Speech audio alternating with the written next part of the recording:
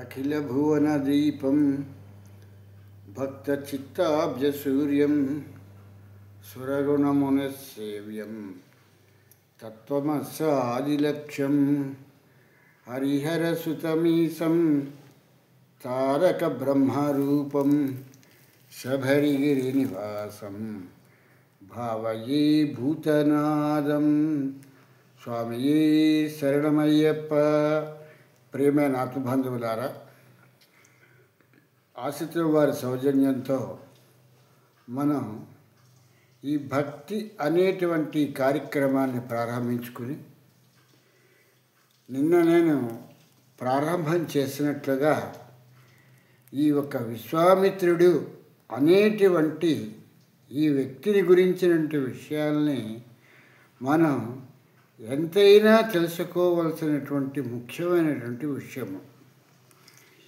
ఈ విశ్వామిత్రుడు అనేటువంటి ఈ యొక్క మహర్షి ఇటు రామాయణానికి అటు భారతానికి కూడా రెండింటికి కూడా అనుసంధానకర్త అనేటువంటి విషయాన్ని గ్రహించి ఈ విషయంతో రెండు యుగాలకి, అంటే ఒకటి త్రేతాయుగము, రెండోది ద్వాపర యుగానికి, రెండింటికి కూడా ఈ యొక్క విశ్వామిత్రుడే అనుసంధానకర్తగా అన్నట్టుగా ఈ రెండు యుగాలకి వారధిగా నిలిచినటువంటి ఒక ముఖ్యమైనటువంటి వ్యక్తి ఈ విశ్వామిత్రుడు. ఈ విశ్వామిత్రుని చూసి నేర్చుకోవలసినటువంటి విషయాలు ఎన్నో ఉన్నాయి అనేటువంటిది మనం గ్రహించవలసినటువంటి ఒక ముఖ్యమైనటువంటి విషయము. ఎందుకు అంటే శ్రద్ధ కలిగి ఉన్నట్టయితే విశ్వామిత్రుడు అనేటువంటి ఈ యొక్క మహర్షి ఎంతో గొప్పవాడైనటువంటి ఈ మహర్షి తన శ్రద్ధ మూలంగా తను చేరుకోవలసినటువంటి గమ్యాన్ని ఈ యొక్క విశ్వామిత్రుడు చేరుకుని ఉండేటువంటి వాడు. కానీ ఇతను తొందరపాటు చర్యలు, ఇతనికి శ్రద్ధ లోపించటము, విశ్వాసం సన్నగిల్లటంతో ఈయన తప్పిదాల మీద తప్పిదాలు, అంటే తప్పులు అనటానికి కాదు, తప్పు అనేటువంటిది పెద్దవాళ్ళని తప్పు అని చెప్పేసి సంబోధించి చెప్పలేము. తప్పిదము అనేటువంటిది మాత్రమే ఉపయోగిస్తాను. తప్పు చేశావు అని చిన్నవాడిని అంటాం, కానీ పెద్దవాళ్ళకి వచ్చేటప్పుడు ఇది తప్పిదం సార్ అని చెప్పేసరి చెప్పటం ఆనవాయితీ కాబట్టి, వాడుకలో ఉన్న పదం కాబట్టి, ఈ విశ్వామిత్రుడు అనేటువంటి అతను వస్తుతః ఇతనికి ఉన్నటువంటి లక్షణం ఏమిటి అనేటువంటి విషయాన్ని మనం గ్రహించవలసినటువంటి విషయము. ఇటువంటి విషయాన్ని ఆ అయ్యలరాజు రామభద్రుడు అనేటువంటి ఆయన గ్రహించి రాఘవ పాండవీయము అనేటువంటి మహాగ్రంథాన్ని వ్రాయటం జరిగింది. ఇది ఎనలైజ్ చేయలేకపోతే, ఈ యొక్క విశ్వామిత్రుడి తాలూకు జీవిత చరిత్రని, విశ్వామిత్రుడిని ఎనలైజ్ చేసుకోలేకపోతే దీని మూలంగా తీరనటువంటి మనం ఒక లోటులోకి వెళ్తాము. భారీ నష్టాన్ని, ఏదో రామాయణ భారత గ్రంథాలు చదివితే మనకేదో పుణ్యం వచ్చేస్తుంది అని చెప్పేసి అనుకునే కన్నా ఇటువంటి విశ్వామిత్రుడి గురించి తెలుసుకోపోవటం మూలంగా మనకి భారీ నష్టమే ఏర్పడుతుంది అనేటువంటి విషయాన్ని ఇక్కడ గ్రహించవలసినటువంటి విషయము. ఈ యొక్క విశ్వామిత్రుడి తాలూకు జననాన్ని గురించి ఆలోచిస్తే, బ్రహ్మదేవుని కుమారుడు కుశుడు. కుశుడు ఒక దేశమునకు రాజు. కుశుని కుమారుడు కుశనాథుడు. కుశనాథుని కుమారుడు గాధి. గాధి పుత్రుడే ఈ విశ్వామిత్రుడు అనేటువంటి విషయాన్ని రామాయణంలో ఈ యొక్క వాల్మీకి మహర్షి వ్రాయటం జరిగింది. ఈ గాధి తాలూకు పుత్రుడైనటువంటి ఈ యొక్క విశ్వామిత్రుడు రాజ్యాధిపత్యానికి వచ్చిన తర్వాత, రాజరికానికి వచ్చిన తర్వాత రాజ్యాన్ని ప్రజలని కన్న బిడ్డలలాగా అన్నట్టుగాను ఎంతో బాగా చూడటం జరుగుతున్నటువంటి కాలము. అటువంటి కాలంలో ఈ యొక్క విశ్వామిత్రుడు కొంతకాలము రాజ్యపాలన చేసిన తర్వాత ఈయన ఒకనాడు తన తాలూకు రాజ్యంలో ఉన్నటువంటి విషయాలన్నింటినీ కూడా తెలుసుకోవాలి అని చెప్పేసని తన పరివారాన్నంతా వెంటపెట్టుకుని ఈయన రాజ్య సంచారానికి బయలుదేరి అక్కడి నుంచి వశిష్ఠ మహర్షి అనేటువంటి మహర్షి దగ్గరికి రావటం జరిగింది. ఈ వశిష్ఠుల వారి దగ్గరికి వచ్చినప్పుడు ఈ యొక్క రాజుగా విశ్వామిత్రుడు అడిగినటువంటి మాటలు వింటే రాజుకు ఉండవలసినటువంటి క్షత్రియ ధర్మము, క్షాత్ర ధర్మము ఏమిటి అనేటువంటి విషయం మనకి బాగా ఇందులో తెలిసేటువంటి విషయము. ఓ వశిష్ఠ మహాముని, మీకు మీ యొక్క శిష్యులకి కూడా ఆహార పానీయాదులన్నీ కూడా సమకూరుతున్నాయా? మీకు కావలసినటువంటి యజ్ఞయాగాది క్రతువులకి కావలసినటువంటి ద్రవ్యం లభిస్తోందా? వస్తు సామాగ్రి లభిస్తోందా? మీ యొక్క కార్యక్రమాలకి ఏ విధమైనటువంటి ఆటంకము లేకుండా నడుస్తోంది కదా? మీకేవైనా లోటుపాట్లు ఉంటే మహారాజును నేనే కాబట్టి నాకు చెబితే, మీకేవైనా లోట్లు ఉండి మీకు ఇవి దొరకటలేదు, లేకపోతే ఇలా జరగటలేదు స్వామి అని చెప్పేసరి మీరు నాకు విన్నవిస్తే నేను తప్పకుండా వాటన్నింటినీ కూడా మీకు సమకూర్చే వెళ్తాను అని చెప్పేసని వశిష్ఠ మహర్షితో ఈ విశ్వామిత్రుడు అనేటువంటి రాజు చెప్పటం జరిగింది. ఈ విశ్వామిత్రుడు ఈ యొక్క మాటలు చెప్తే వశిష్ఠుల వారు సంతసించి, మహారాజా, నీ వంటి పాలకుడు పాలనలో ఉన్నప్పుడు మాలాంటి మహర్షులకి ఏ విధమైనటువంటి లోటుపాట్లు ఉండవు అనేటువంటిది మిమ్మల్ని చూసి నేర్చుకోవలసినటువంటి విషయము పాలకులైనటువంటి వారికి అనేటువంటి విషయాన్ని వశిష్ఠుల వారు ఆ ఒక్క విశ్వామిత్రుడికి చెప్పటం జరిగింది. దానితో సంతసించినటువంటి ఆ విశ్వామిత్రుడు కొంతకాలము వశిష్ఠుల వారి తాలూకు ఆశ్రమంలోనే ఉండటం జరిగింది. ఆ వశిష్ఠుల వారి ఆశ్రమంలో ఉండి వారు చేసేటువంటి పనులని, కార్యక్రమాలని అన్నింటినీ కూడా తిలకిస్తూ, వాటన్నింటినీ చూసి సంతసిస్తూ, వాటిని ఎందుకు చేస్తున్నారు అనేటువంటి విషయాన్ని కూడా తెలుసుకొని, ఇది జ్ఞానప్రదానం అంటే జ్ఞానానికి సంబంధించినటువంటి విషయము కాబట్టి, జ్ఞానప్రదాయని అయినటువంటి విషయాలు కాబట్టి మహర్షులు ఇలా చేస్తారు, ఈ యజ్ఞయాగాది క్రతువులు ఇలా చేస్తారు, ఈ అన్నదానాది నిత్య కార్యక్రమాలు ఇలా ఉంటాయి, అగ్నికరణము అనేటువంటిది ఇలా ఉంటుంది అనేటువంటి ఈ విషయాలన్నింటినీ కూడా ఈ విశ్వామిత్రుడు వశిష్ఠుల వారి తాలూకు ఆశ్రమంలో ఉండి తెలుసుకోవటం జరిగింది. ఇవన్నీ తెలుసుకున్న తర్వాత ఈ యొక్క విశ్వామిత్రుడు సంతసించి చాలా ఆనందంతో, నా ఒక రాజ్యంలో మీలాంటి మహర్షులు ఉండి ఇటువంటి కార్యక్రమాలు చేస్తూ ఉంటే నాకు చాలా ఆనందంగా ఉంది. వశిష్ఠ మహాముని, మేము ఇంకా తిరిగి మా రాజ్యానికి మేము వెళ్ళిపోతాము, మాకు మీరు ఆనందంగా సెలవు ఇవ్వవలసినది అనేటువంటి విషయాన్ని ఈ వశిష్ఠుల వారిని ఈ విశ్వామిత్రుడు అడగటం జరిగింది. ఈ మాటలు విన్నటువంటి వశిష్ఠుల వారు, మహారాజా, మీలాంటి దైవ సమానులైనటువంటి మంచి మిత్రత్వము కలిగినటువంటి రాజు దొరకటం మా తాలూకు ఆనందకరమైనటువంటి విషయము కాబట్టి మీరు మా ఆతిథ్యాన్ని స్వీకరించి మీరు ఏదో ఇన్ని రోజులు మామూలుగా మాకు రాజుగా ఉన్నారు కాబట్టి మా రాజరికంలో అంటే మీ రాజరికంలో మేము ఉన్నాం కాబట్టి మిమ్మల్ని మా దగ్గర ఉంచుకుని మేము మీకు ఈ యొక్క పరివారము అంతటికీ కూడా ఏవో మామూలు కార్యక్రమాలు చేస్తున్నాము. ఇన్ని రోజులుగా మీరు మా దగ్గర ఉండటంతో మీ మీద మాకు అమితమైనటువంటి ప్రేమ విశ్వాసము కలిగి మేము మీకు అతిథి సత్కారాలన్నీ మీకు మీ సైన్యానికి అంతటికీ కూడా చేసి మేము మిమ్మల్ని సంతృప్తిపరచి మిమ్మల్ని పంపిద్దామనుకుంటున్నాము అనేటువంటి విషయాన్ని ఇక్కడ వశిష్ఠుల వారు విశ్వామిత్రుడితో చెప్పటం జరిగింది.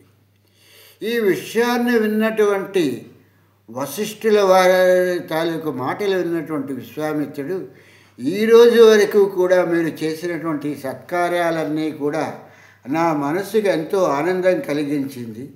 ఇంకా మీరు ప్రత్యేకంగా మాకు సత్కార్యములు ఏవీ కూడా చేయవలసినటువంటి పని లేదు మహర్షి, మేము ఆనందంగా తిరిగి వెళ్ళిపోతాము అని అంటే, లేదు లేదు మహారాజా, మీరు ఉండి మా యొక్క ఆతిథ్యాన్ని స్వీకరించి మీరు మా దేశానికి రాజు కాబట్టి మా యొక్క దేశానికి రాజు అవటం మూలంగా మిమ్మల్ని మేము సత్కరించుకోవటం అనేటువంటిది మా తాలూకు కర్తవ్యము అని చెప్పేసని ఈ వశిష్ఠుల వారు మాట్లాడి తన దగ్గర ఉన్నటువంటి కామధేను అయినటువంటి ఆ ఒక కామధేనువుని పిలిచి విశ్వామిత్రుల వారు ఆ ఒక కామధేనువుతో ఈ యొక్క వశిష్ఠుల వారు విశ్వామిత్రుని చూపిస్తూ, ఈయన మనకు మహారాజు కాబట్టి ఈ మహారాజుకు చేయవలసినటువంటి అతిథి సత్కారాలన్నింటినీ కూడా మనం చెయ్యాలి కాబట్టి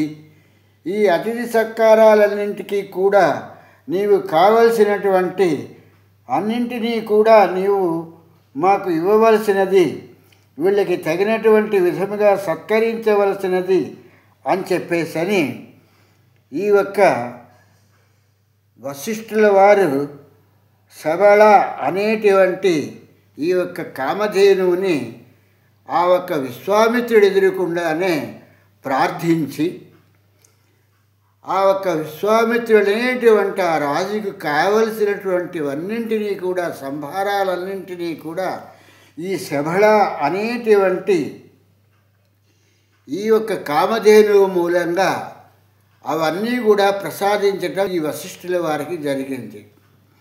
నా మాట విని నా మర్యాదని కాపాడి ఈ వచ్చినటువంటి అతిథులకి నీవు చేయవలసిన సత్కారానికి కావలసినటువంటి ఏర్పాట్లన్నీ కూడా ఘనంగా చేయవలసినది అని చెప్పేసరి వశిష్ఠుల వారు చెప్పటంతో ఆ ఒక్క ఏదైతే ఆ కామధేనువు ఉందో శబళ అనేటువంటి ఆ ఒక్క కామధేనువు ఆ వశిష్ఠుల వారి మాట విని ఆ ఒక్క విశ్వామిత్రుడు అనేటువంటి రాజుకు కావలసినటువంటి మొత్తం సంభారాలన్నింటినీ కూడా ఈ యొక్క కామధేను ప్రసాదించడం జరిగింది.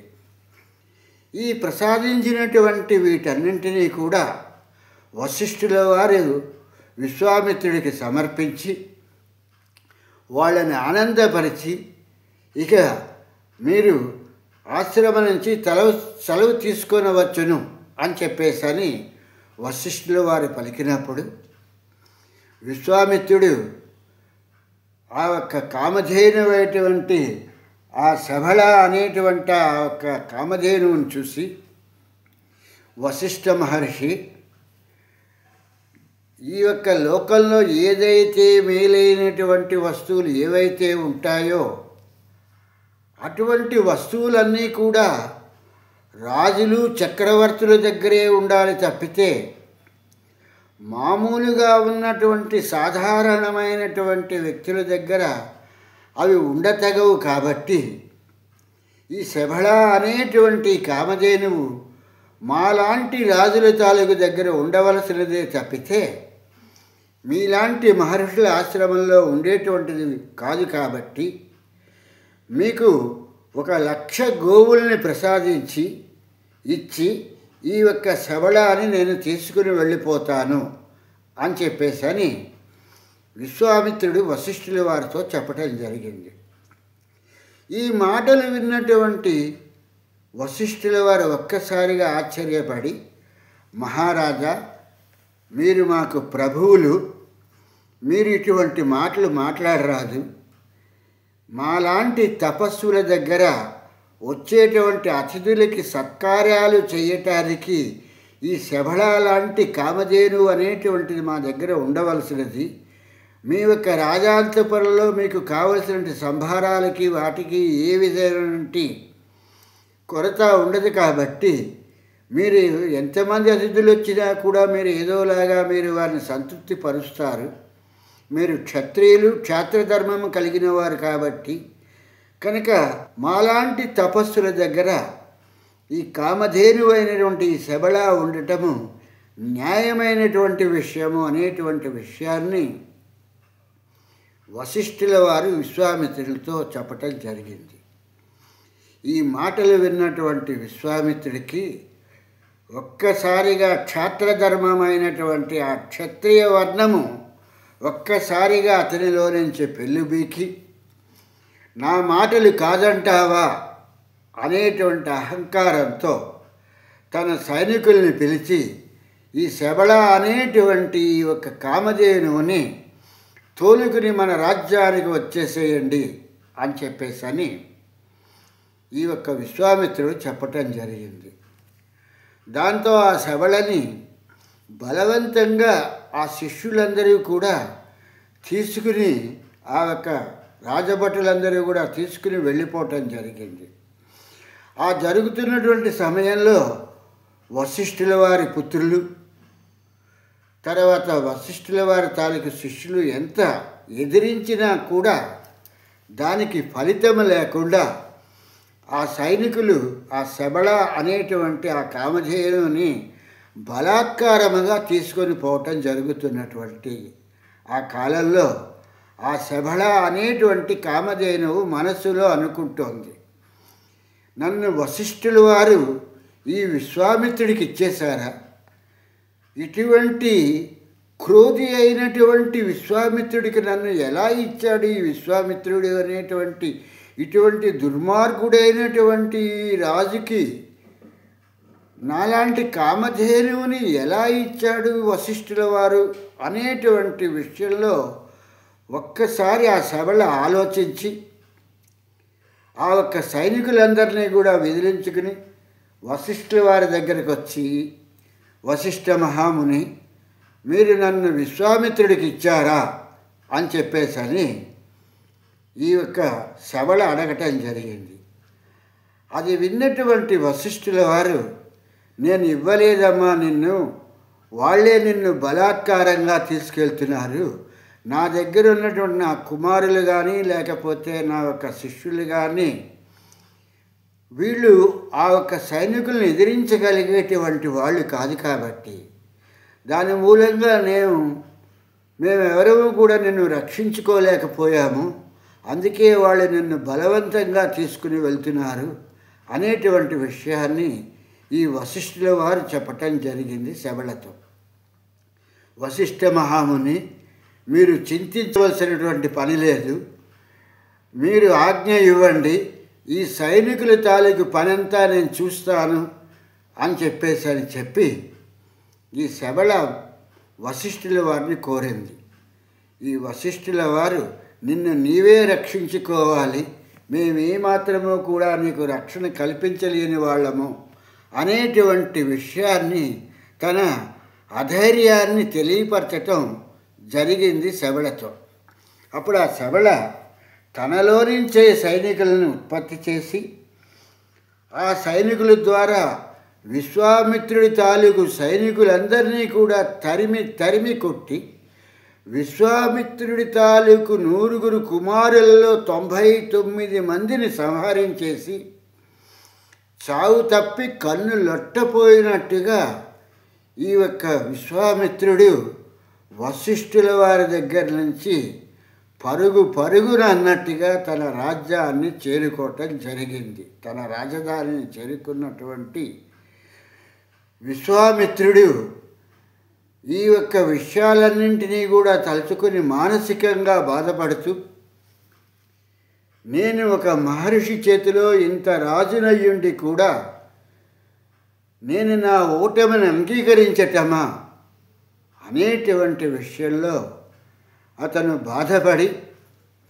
దీనికి ఏదైనా ప్రత్యామ్నాయ మార్గాన్ని ఆలోచించాలి అని చెప్పని అనుకున్నటువంటి సమయంలో ఈ కథని తిరిగి మనం రేపు మళ్ళీ విందాము. ఎందుకంటే ఇది చాలా ముఖ్యమైనటువంటి విషయం కాబట్టి, ఏదో మనం చెప్పుకుంటూ వెళ్ళిపోవటం కాదు కాబట్టి, ఇది రీసెర్చ్ చేయవలసినటువంటి విషయానికి సంబంధించినటువంటిది కాబట్టి ఈ రోజుకి ఇక్కడికి మనం ఆగి ఆ వెంకటనాథుడి తాలూకు అనుగ్రహంతో తిరిగి రేపు ఈ యొక్క విశ్వామిత్రుడి మిగిలిన కథల్ని తెలుసుకుంటూ, ఇది భారతం వరకు ఎలా వెళ్ళింది అంటే త్రేతాయుగం నుంచి ద్వాపరయుగం వరకు విశ్వామిత్రుడు ఎలా లింక్ ఏర్పరిచారు అనేటువంటి విషయాల్ని మనం తెలుసుకుందాం. స్వామి శరణం, స్వామి శరణం, స్వామియే శరణం అయ్యప్ప.